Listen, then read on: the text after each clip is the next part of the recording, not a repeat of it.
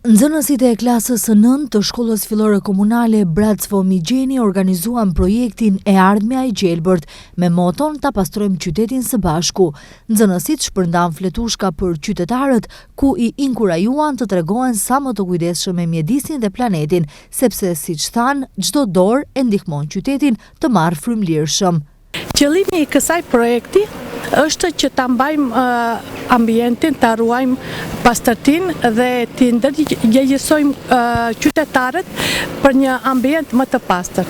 Në këtë rast, nxënësit do të distribuojnë do fletushka edhe mjete informuese në lidhje me ku e ka shkruajtur mesazhin ruajini natyrën se natyra është e ardhmja jonë. Ne kemi vendosur të ndërmarrim një hap të rëndësishëm, të pastrojmë qytetin.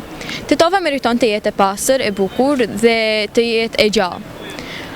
Pa pastërtia në rrugë, tregje dhe parqe e dëmton ambientin dhe pamjen e qytetit tonë. Ndaj ne nuk mundet të rrimë duar kryq. Ftojmë të gjithë qytetarët të bashkohen me ne, të mblidhemi, të pastrojmë dhe të tregojmë se kujdesi për mjedisin është detyrë e secilit. Së bashku mund të ndryshojmë Tetovën dhe të ndërtojmë një të ardhmje më të bukur.